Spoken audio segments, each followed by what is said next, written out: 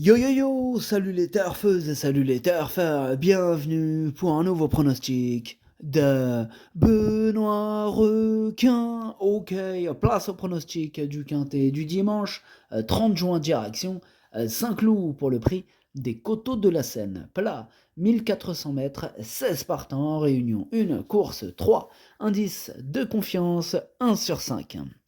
Petit retour sur le quintet du vendredi 28 juin.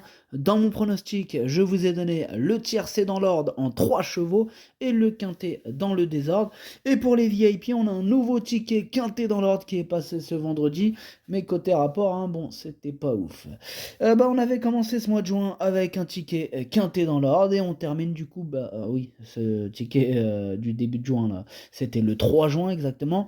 Et donc je disais, on termine ce mois de juin avec un ticket quintet dans l'ordre. Mais cette vidéo, je la tourne avant l'arrivée du quintet de ce samedi et je reviendrai dessus demain. Ok, c'est parti, on commence le pronostic et on commence avec le numéro 1, Whispering Dream, et on écoute l'entraîneur Henri-Alex Pantal. Whispering Dream, il vient de bien courir en étant assez malheureuse. La distance est peut-être un peu le maximum pour elle. Je la pense en mesure de confirmer si les 1400 mètres ne lui posent pas de problème. Eh bien, j'espère que ça va pas lui poser de problème. En tout cas, c'est mon préféré, ce numéro 1, et je l'ai bien sûr installé en tête. On passe au numéro 2, empathique, et on n'aura pas les commentaires de l'entraîneur. C'est Fabrice Chappé qui est parti pêcher avec Captain Ian Barbaro. Tous les deux, amusez-vous bien. Ce numéro 2, lui aussi, je l'ai gardé un petit peu plus loin. Lui, je l'ai mis 5ème, mais j'y crois. On passe au numéro 3, Est-elle du Nignan, et on écoute Charles Guyon. Est-elle du Nignan, affectionne les 1400 mètres et j'espère que sur cette distance, elle pourra se réhabiliter. Sa marge au poids est réduite, mais je pense qu'une place reste possible. Eh bien, c'est ce qu'il pense, Charles Guyon. Moi, je suis pas trop d'accord. J'en ai préféré d'autres. Bon, après, c'est du plat, tout est possible. Mais voilà, ce numéro 3, je ne l'ai pas retenu. On passe au numéro 4, Opalus Road, et on écoute Jean-Marie Béguinier.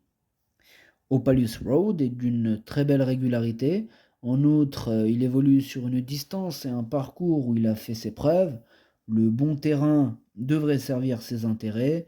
Il est resté en bonne forme. Il mériterait de connaître le succès à ce niveau. Normalement, il sera à l'arrivée. Bon, il est super chaud, il est sûr de lui, Jean-Marie Béguigné avec ce numéro 4. En même temps, tous les feux sont au vert pour Opalus Road. C'est une première chance et je l'ai mis deuxième. On passe au numéro 5, Royal Sheik, et on écoute Michael Delzangle. Royal Sheik, il est très bien. Bon, dernièrement, il n'a pas été des plus heureux, mais il est revenu bien finir. Bon, il a un numéro correct dans les stalles et possède une bonne chance. Bon, lui aussi, il n'est pas négatif, Michael Delzangle. En tout cas, ce numéro 5, lui aussi, je l'ai retenu. Je l'ai mis assez haut, je l'ai mis quatrième. On passe au numéro 6, c'est Omicron, et on écoute Pierre Groy. Omicron est resté en pleine forme et se présentera avec une logique pénalité. Ce que je crains le plus est le changement de tracé. J'espère qu'il y aura une course rythmée, ce qu'elle préfère. Ce qu'elle préfère. Alors, moi, ce numéro 6, en tout cas, je ne l'ai pas retenu. Mais c'est quand même lui le chef et le capitaine de ma petite liste des possibles troubles faits. On va lui accorder une note de méfiance. On passe au numéro 7, Lou Baïtienne, et on écoute Christophe Ferland. Lou Baïtienne redescend donc un peu de catégorie. Je lui mets une paire de peaux de mouton, car je ne le sens pas trop concerné par ce qu'il fait. J'espère que cela portera ses fruits. Ouais, mais j'espère aussi, parce que je l'ai retenu ce numéro 7, je l'ai mis à la 6ème place. On passe au numéro 8, Toysk, et on écoute Ulrich Karik Staldorus, toute la clique. Toysk semble revenir en bonne forme, comme en atteste sa dernière deuxième place. On lui a laissé pas mal de temps pour reprendre de la fraîcheur, il se présentera en belles conditions. Maintenant, à cette valeur, je pense qu'il n'a pas beaucoup de marge et que ce sera dur de jouer la victoire à ce niveau. Néanmoins, une place n'est pas à exclure. OK, merci pour ce commentaire. En tout cas, ce numéro 8, lui, par contre, je ne l'ai pas retenu, mais il est quand même à l'arrière, hein, de ma petite liste des possibles troubles faits. On passe au numéro 9, Peaceful Sea, on écoute Satoshi Kobayashi. Peaceful Sea n'est pas très bien parti, puis a été complètement fermée en dernier lieu, hein, ne trouvant jamais le passage, alors qu'elle avait un peu de ressources. J'aurais voulu voir son niveau dans cette catégorie, mais cela n'a pas été possible. Bon, cette fois, c'est un peu plus dur avec les mâles. Elle n'a que très peu d'expérience, hein. J'espère qu'elle va pouvoir s'exprimer normalement pour savoir ce qu'elle vaut. On l'espère aussi. En tout cas, ce numéro 9, pour ma part, je ne l'ai pas retenu. On passe au numéro 10, Quartz du Houlet. Et bien sûr qu'on n'aura pas les commentaires de l'entraîneur, hein. C'est carrément Captain Ian Barbro, l'entraîneur. Donc évidemment qu'il est sur son bateau avec son pote Fabrice Chappé, amusez-vous bien. Alors, pareil, ce numéro 10, lui non plus je ne l'ai pas retenu, mais il est en plein milieu de ma petite liste des possibles troubles faits, et on clôture ainsi, hein, cette liste. On passe au numéro 11, Leoparduccio, et on écoute Madame Corinne Barbe. Leoparduccio est très bien et a hérité d'un bon numéro à la corde. Il vient d'effectuer une bonne course de rentrée, n'ayant plafonné qu'un tout petit peu pour finir. Il n'a cependant pas terminé loin. La distance est un peu plus courte cette fois, ce qui devrait être très bien. Je lui garde toute ma confiance. Je lui garde aussi ma confiance, ce numéro 11. Je l'ai retenu, mais plutôt en bout de combinaison. On passe au 12, Alva, et on n'aura pas les commentaires de l'entraîneur, toujours le même, Fabrice Chappé, avec son pote Captain Ian Barbro. Amusez-vous bien. Alors, ce numéro 12, lui aussi je l'ai retenu, et je l'ai gardé en toute fin de combinaison.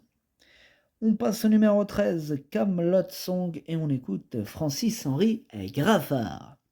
Camelot Song s'est plutôt bien comportée dernièrement. Elle est en train d'être de mieux en mieux physiquement et a besoin de ses courses pour atteindre son plein potentiel. La distance ne va pas être un problème. Malheureusement, elle n'a pas un numéro à la corde très favorable. Ouais, c'est le 13 qui est hérité du 13. Et ce numéro 13, c'est un regret. C'est mon deuxième cheval de complément cas de non partant. Attention. On passe au numéro 14, Jugando, et on écoute Diogo José de Sousa Ferreira. Bonjour Diogo, vous êtes là en plus, ça fait plaisir. Si, ciao. Jugando n'a pas apprécié les terrains trop humides la dernière fois. Il a été monté trop offensivement. Il faut le juger sur sa tentative précédente à Toulouse où tout s'était très bien passé, où il avait gagné facilement. Il est en très bonne forme, la distance lui convient, il a l'avantage de ne porter qu'un petit poids. Il a donc beaucoup d'atouts en sa faveur, mais il y a de l'opposition. Il y a de l'opposition, merci Diogo José de Sousa Ferreira. Alors, ce numéro 14, c'est lui mon gros regret, c'est lui mon cheval de complément en cas de non partant. Attention, possible cassage en vue. On passe au numéro 15, Times Boulevard, et on écoute Christophe Ferland. Times Boulevard, il reste sur une bonne tentative au niveau qui nous intéresse. Bon, elle est restée dans un bel état de forme depuis, elle est bien placée à la corde, elle devrait bien courir. Je suis d'accord avec lui, en tout cas, il fait même partie de mes préférés. Moi, ce numéro 15, je l'ai mis carrément 3e. Et on termine avec le numéro 16, Chanel Gold, et on écoute Jean-Pierre Carvalho. Chanel Gold, c'est une pouliche qui possède des moyens. Elle n'a pas eu de bon déroulement de course, hein, lors de ses 2 dernières sorties. Bon, certes, à cette valeur, sa marge de manœuvre est peut-être réduite, mais avec un déroulement de course favorable, hein, une place reste possible, d'autant que cette fois, elle est nantie d'un bon numéro de corde. Ok, merci Jean-Pierre Carvalho. Alors, pour ma part, ce numéro 16, je ne l'ai pas retenu, hein. Bon, en même temps, il faut bien faire un choix. Le pronostic, ça donne As, 4, 15, 5, 2, 7, 11, 12. Merci d'avoir suivi cette vidéo. N'hésitez pas à mettre un pouce bleu si la vidéo vous a plu. Pour accéder à tous mes tickets pour la course du Quintet, rendez-vous directement en description de la vidéo. À jouer avec modération. Bonne chance. Chopez. J'ai trop mal à la gorge. Je vais réessayer, mais j'ai la voix cassée. Chopez-le-moi. Et puis voilà. Ciao.